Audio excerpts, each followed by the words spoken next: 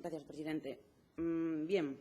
Bueno, señora consejera, por lo menos nos acaba de adelantar, lo tomamos como un compromiso de que el año que viene la encomienda de gestión se va a realizar a través de SERPA. No es por desmerecer al señor Bentacueli, pero eso ya se lo planteó y se lo propuso el señor Aurelio Martín en el 2014. Lo que me pregunto es por qué en el 2015 se renovó el contrato con la empresa Traxa cuando ya sabían que había un ERE. ¿Por qué en el 2015 o en el 14, cuando terminó la encomienda del 15, se pusieron a preparar la encomienda de gestión con SERPA? ¿Por qué hoy, en febrero del 16, tenemos que estar en el mismo sitio donde estábamos en el 2014?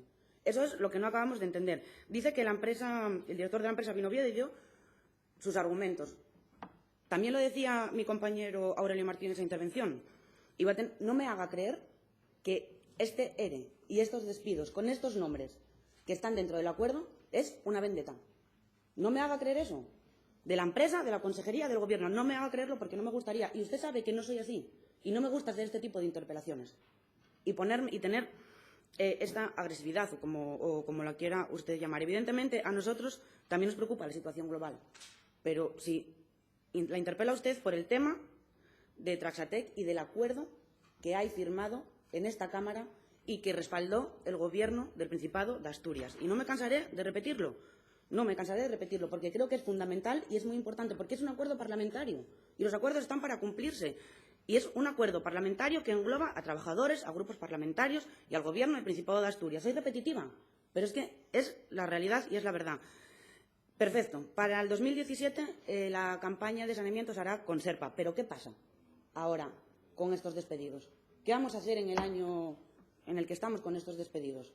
Para usted es importante la campaña de saneamiento, para nosotros también. Lo dice constantemente y nosotros también creemos que es importante. Pero, sinceramente, ¿usted cree que la campaña de saneamiento va a salir bien en tiempo y en forma con un conflicto laboral, con 2 semanas que lleva de retraso y con menos profesionales en activo? ¿Usted realmente cree que va a salir bien la campaña de saneamiento en tiempo y forma? Es un reto complicado e importante. Yo le deseo que lo logre, sinceramente, pero permítame que lo dude, porque creo que este año la campaña de saneamiento no va a salir bien y los ganaderos van a estar también perjudicados. Ya le hemos hecho varias propuestas y hoy se las hago en sede parlamentaria porque creo que es la mejor solución para lo que queda de año. Si el año que viene SERPA va a hacer la campaña entera de saneamiento, ¿por qué este año estos despedidos, este colectivo de veterinarios que han sido afectados por el ERE, no se encargan de las campañas de peticiones? Son encomiendas de gestión separadas que se hacen con Traxa. Que Traxa siga haciendo la campaña de saneamiento y que este colectivo haga la campaña de peticiones. No nos valen excusas ni de que no hay coches, ni de que no tenemos el programa, porque en varias ocasiones los veterinarios pusieron su propio coche y se les pagaban los kilómetros que se puede hacer. Y los programas, hombre, son importantes y las PDAs, pero el trabajo también se puede hacer manualmente, como hicieron muchos años. Así que esperemos que en la segunda intervención dé alguna solución más y, si no, bueno, en esta línea irá la moción subsiguiente que presentaremos la semana que viene. Nada más y muchas gracias.